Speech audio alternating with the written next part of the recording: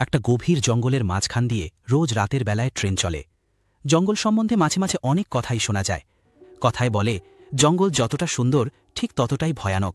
একটা ট্রেন তার শেষ যাত্রা শুরু করে একটা জঙ্গলের মধ্য দিয়ে।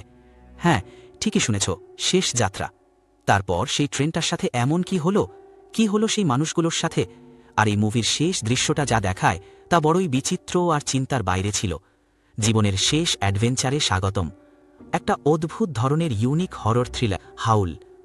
সন্ধে গড়িয়ে রাত নামছে। স্টেশনের লোকের সংখ্যা অত্যাধিক না হলেও একেবারে কমও নয়। আর এই স্টেশনে জো নামে এই ছেলেটাকে দেখা যায়, যে কিনা ট্রেনের টিকিট কালেক্ট করে। লন্ডন শহরের নিকটবর্তী এ রেলওয়ে স্টেশন। এই জায়গাটার নাম ওয়াটারলু। এখান থেকে একটা ট্রেন সুদীর্ঘ জঙ্গলের পথ অতিক্রম করে ব্লু হেভেন নামে একটা স্টেশনে যাবে। আজ রাতে এটাই শেষ ট্রেন। আজকে রাতের মতো জোয়ের ডিউটি শেষ হয়ে গিয়েছিল, কিন্তু একজন স্টাফ না আসায় রাতের শেষ ট্রেনটাতে জোকে টিকিট কালেক্টর হিসাবে যেতে হবে। রাত 11:49। ট্রেন চলতে শুরু করার পর জো এক এক করে সেই ট্রেনে থাকা প্যাসেঞ্জারদের টিকিট চেক করতে শুরু করে। সেদিন সেই ট্রেনে খুব বেশি প্যাসেঞ্জার ছিল না। টিকিট চেক করতে করতে জোয়ের সাথে এলেনের দেখা হয়। এলেন ওই ট্রেনে খাবার দাবার পরিবেশন করে। এলেনকে বরাবরই ভালো লাগে জোয়ের, কিন্তু কখনো মনের কথাটা বলা হয়নি। এই সময় ট্রেনটা একটা জঙ্গলের মধ্যে প্রবেশ করে। দেখা যায় অন্ধকার প্রচণ্ড ঘনিয়ে এসেছে এবং বাইরে মুষলধারে বৃষ্টি নেমেছে। জো এবং সমস্ত প্যাসেঞ্জাররা ট্রেনের মধ্যে নিজ নিজ কাজে ব্যস্ত। ঠিক এমন সময় হঠাৎ ট্রেনটা থেমে যায়। যাত্রীরা একটা প্রচণ্ড ঝাঁকুনি অনুভব করে।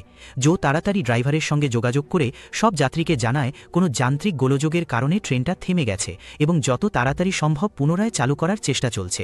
ততক্ষণ পর্যন্ত সবাইকে সিটে বসে থাকতে বলা হয়। জনমানবহীন ঘুটঘুটে অন্ধকার জঙ্গলের মধ্যে ট্রেন থেমে গেলে অস্বস্তি হওয়াটাই স্বাভাবিক। জো চেষ্টা করে সবাইকে সামলানোর। ওদিকে ট্রেনের ড্রাইভারকে দেখা যায় টর্চ হাতে রেল লাইনে নেমে সমস্যাটা খুঁজতে। অন্ধকারে তেমন কিছু চোখে পড়ে না, তবুও সে ভয়ে ভয়ে লাইন ধরে এগিয়ে যায়। অনেকক্ষণ কেটে যাওয়ায় প্যাসেঞ্জাররা বারবার জোকে জিজ্ঞেস করতে থাকে ড্রাইভারের কোনো খবর এসেছে কিনা। রেল লাইন ধরে বেশ কিছুটা যাওয়ার পর ড্রাইভার দেখতে পায় একটা বিশাল আকৃতির হরিণ ট্রেনের সঙ্গে ধাক্কা খেয়ে ট্রেন আর রেল লাইনের মাঝখানে আটকে আছে। যদি সেই হরিণের মৃতদেহটা বের না করা হয় তাহলে ট্রেন চালানো সম্ভব না। ড্রাইভার একাই হরিণের বডিটা লাইনের ফাঁক থেকে বের করার চেষ্টা করে, কিন্তু বিপদ তার জন্য অপেক্ষা করছিল। কিছু একটা দেখে প্রচণ্ড আতঙ্কিত হয়ে এসে টর্চার আলো মেরে জিজ্ঞেস করে, কে ওখানে, বেরিয়ে এসো। কিন্তু কোনো জবাব এলো না। কিন্তু ওখানে যে কিছু একটা রয়েছে সেটা বুঝতে সময় লাগে না ড্রাইভারের। কিন্তু ড্রাইভার কিছু করার আগেই দেখা যায় তার ওপরে কিছু একটা ঝাঁপিয়ে পড়েছে। ড্রাইভারের ওপরে কে ঝাঁপিয়ে পড়ল সেটা দেখা না গেলেও ট্রেনের নিচ দিয়ে দেখা যায় কোনো একটা হিংস্র প্রাণীর মানুষের মতো দেখতে দুটো পা, যে কিনা সবার চোখের আড়ালে ড্রাইভারের শরীরের মাংস ছিঁড়ে ছিঁড়ে খাচ্ছিল। বেশ অনেকটা সময় এভাবেই পেরিয়ে যায়। জো ড্রাইভারের কোনো সাড়া শব্দ না পেয়ে কন্ট্রোল রুমে ফোন করে, কিন্তু কন্ট্রোল রুম থেকে বলা হয় যে প্রাকৃতিক দুর্যোগের কারণে তাদের সাহায্য ট্রেন অবধি পৌঁছাতে আরও 4-5 ঘন্টার বেশি সময় লাগবে। জো আর এলেন বুঝতে পারে না তাদের এখন কি করণীয়। ওদিকে প্যাসেঞ্জাররাও ধৈর্য ধরে রাখতে পারছে না, কারণ ভয়ঙ্কর জঙ্গল যাহা কিছু হতে পারে। ট্রেনের একজন প্যাসেঞ্জার, যার নাম অ্যাড্রিন সবাইকে বলে, দেখুন, আমাদের কাছে এখন দুটো রাস্তা আছে। এক, আমরা এখানে বসে সাহায্যের জন্য অপেক্ষা করি ঘন্টার পর ঘন্টা। আর দুই, কেননা আমরা নিজেরাই হাঁটতে হাঁটতে ট্রেন থেকে নেমে কোনো একটা কাছের স্টেশনে গিয়ে পৌঁছাই এবং তারপর সেখান থেকে সাহায্য পেয়ে যাব। অ্যাড্রিনির কথা শুনে সবাই রেল লাইন ধরে স্টেশনে পৌঁছানোর সিদ্ধান্ত নেয়।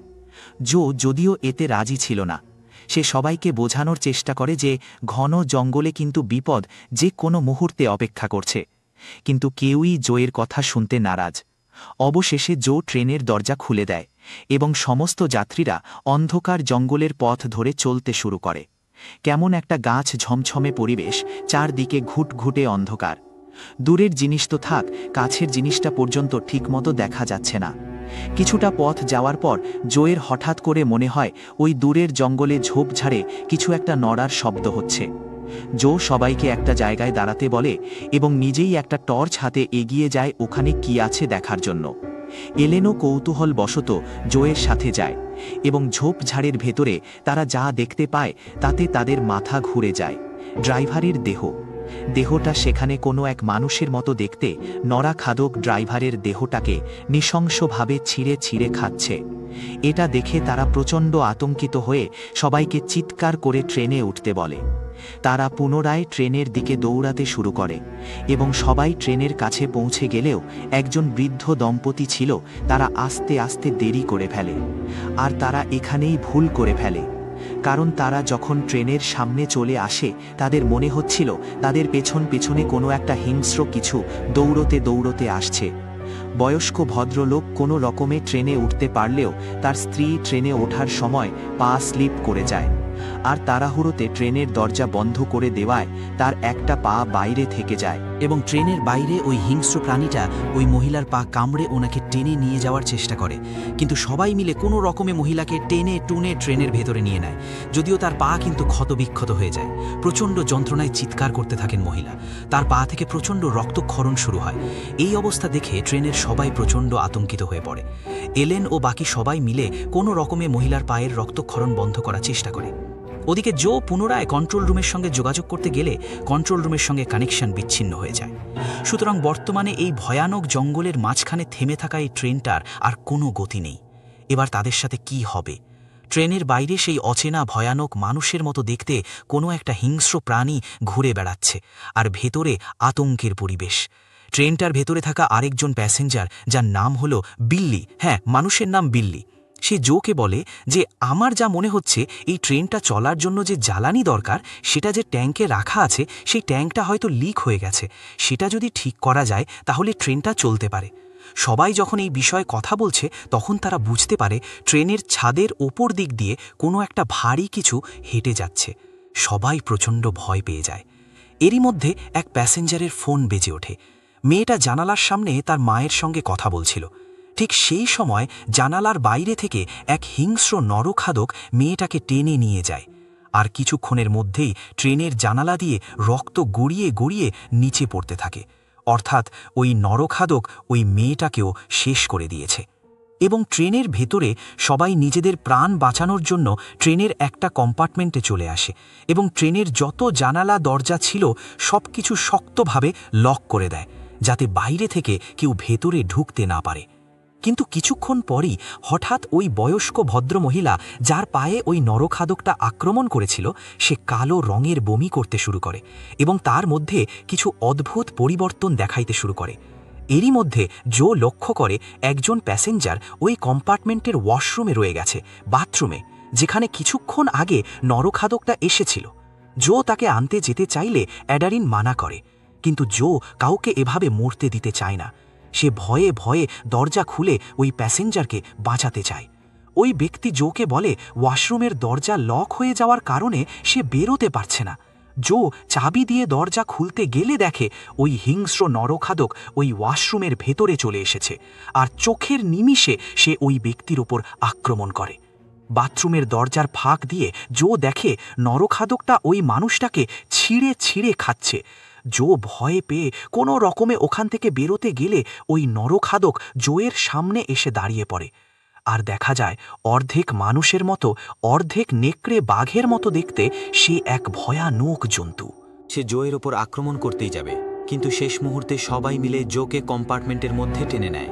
কিন্তু এই নরখাদক এবার সবাইকে কম্পার্টমেন্টের মধ্যে দেখে ফেলে এবং আপ্রাণ চেষ্টা করে দরজা ভেঙে ওই কম্পার্টমেন্টে প্রবেশ করার। অপরদিকে বাকিরাও বাইরে পালানোর জন্য জানলার কাচ ভাঙার চেষ্টা করে, কারণ ট্রেনের ভেতরে জন্তুটা ঢুকে গেছে। আর কিছু লোক মিলে দরজাটাকে চেপে ধরে রাখে যাতে ওই নরখাদক এখানে প্রবেশ করতে না পারে। কিন্তু শেষমেশ তারা ওই নরখাদক প্রাণীটার শক্তির সঙ্গে পেরে ওঠে না। সে দরজা ভেঙে ওই কম্পার্টমেন্টে চলে আসে। ওই নরখাদক প্রাণীটাকে দেখতে অবিকল মানুষের মতো, তবে আয়তনে সে মানুষের থেকে অনেকটাই বড়। অনেক বড় আকৃতির দাঁত এবং নখ। বিভৎস দেখতেই প্রাণীটাকে দেখে সবাই প্রচণ্ড ভয় পেয়ে যায়। কোনো উপায় না পেয়ে প্রাণে বাঁচতে সবাই মিলে মিলিতভাবে আক্রমণ করে ওই প্রাণীটার ওপরে এবং তাকে শেষ করে দেয়। ওদিকে দেখা যায় ওই বয়স্ক ভদ্র মহিলা, যার কিনা রূপ পরিবর্তন হতে শুরু করেছে, দেখতে কেমন যেন ওই নরখাদক প্রাণীগুলোর মতোই হতে শুরু করেছে। ওখানে থাকা বৃদ্ধ বয়স্ক লোকটাকে কেমন যেন চিন্তিত, আতঙ্কগ্রস্ত মনে হচ্ছিল। সে হঠাৎ করে বলে ওঠে, এই ঘটনা এখানে প্রথম নয়, এর আগেও ঘটেছিল। 1963 সাল ঠিক একই ঘটনা ঘটেছিল এই জঙ্গলে। সেদিনও এখান দিয়ে একটা ট্রেন যাচ্ছিল এবং সেই ট্রেনের মধ্যে কিছু অজানা জীব হামলা করে এবং সেই ট্রেনের একটা মানুষও জীবিত ফেরেনি। বৃদ্ধের এই কথা শোনার পর সবাই আরও ভয় পেয়ে যায়। সবাই যেন মৃত্যুর জন্যই অপেক্ষা করছিল। এসব শুনে জো আর বিলি ঠিক করে যে জঙ্গলের পথ ধরে স্টেশনে তারা পৌঁছাতে পারবে না, হয়তো মাঝপথেই সবাইকে মরতে হবে। এমনকি ট্রেনে বসে থাকাও তাদের জন্য সুরক্ষিত নয়। তো এখন যদি এখান থেকে বেঁচে ফিরতে হয় তো একমাত্র পথ হলো ট্রেনটাকে চালাতে হবে যেভাবেই হোক। বিলি পেশাগতভাবে ইঞ্জিনিয়ার ছিল, তাই ট্রেনের বিভিন্ন যন্ত্র সম্বন্ধে তার একটা আঁটোসাঁটো ধারণা ছিল। বিলি অন্য এক প্যাসেঞ্জারকে নিয়ে ট্রেনের ফিউয়েল ট্যাঙ্ক রিপেয়ার করতে যায় এবং অন্যদিকে জো আর এলেন ট্রেন চালানোর জন্য প্রস্তুত হয়।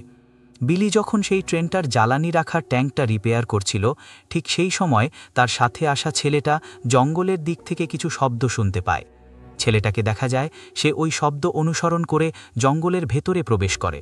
ঘুটঘুটে অন্ধকারে সে দেখে কয়েকটা নরখাদক মিলে প্রথমে যে মেয়েটাকে ট্রেন থেকে টেনে নিয়ে গেছিল, জীবিত অবস্থাতেই সেই মেয়েটার নাড়ি ভুঁড়ি বের করে খাচ্ছে। ছেলেটা প্রচণ্ড ভয় পেয়ে যায় এবং ওখান থেকে পালাতে গেলে নরখাদকের দল তাকেও ধরে নেয়।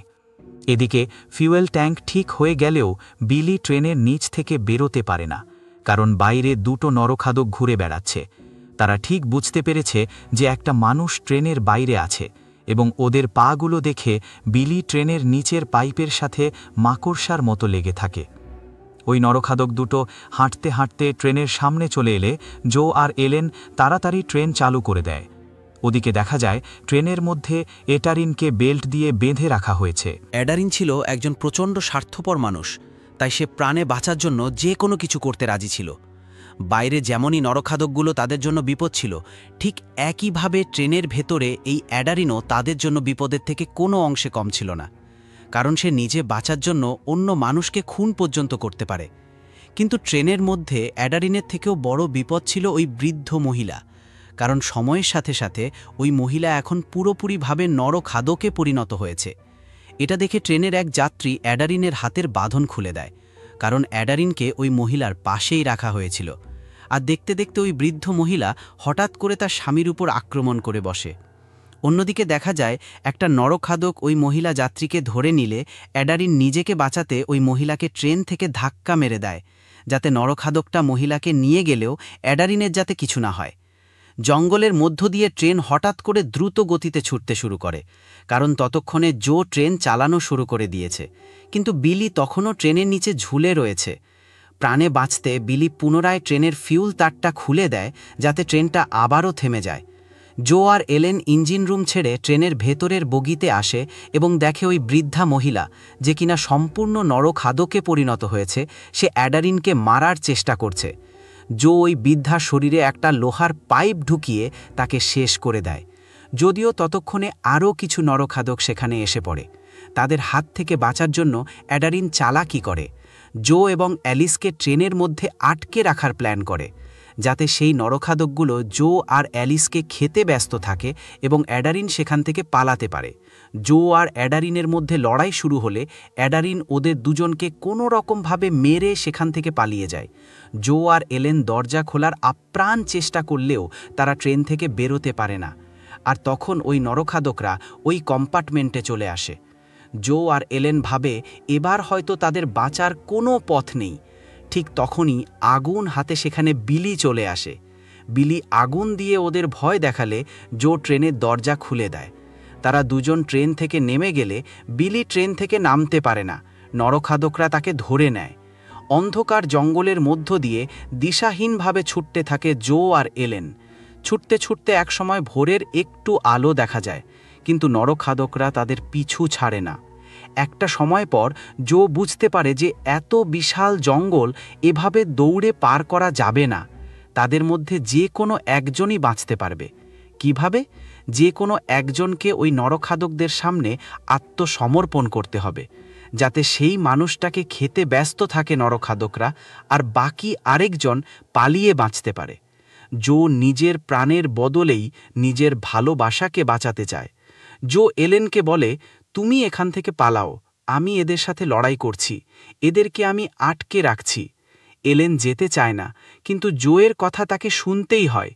এলেন স্টেশনের দিকে প্রচণ্ড জোরে ছুটতে শুরু করে, কিন্তু জো নরখাদকদের সঙ্গে লড়াই করার ব্যর্থ চেষ্টা করে। ওদিকে দেখা যায় অ্যালেন নিকটবর্তী একটা স্টেশনে এসে পৌঁছেছে। সে প্রচণ্ড ভেঙে পড়েছে এবং কিছুক্ষণ পর আমরা আবারও জঙ্গলের দৃশ্য দেখতে পাই, যেখানে দেখা যায় অ্যাড্রিন তখনও জীবিত। সে জঙ্গল থেকে বেরোনোর জন্য এদিক ওদিক দিশাহীনভাবে ছুটছে, রাস্তা খুঁজছে। ঠিক এমন সময় সে এক জায়গায় দেখে জো তার সামনে দাঁড়িয়ে। তবে এই জো আর মানুষ নেই, সেও একটা নরখাদকে পরিণত হয়েছে এবং সে এসেছে অ্যাড্রিনের উপর বদলা নিতে। আর মুভিটা এখানেই শেষ হয়ে যায়।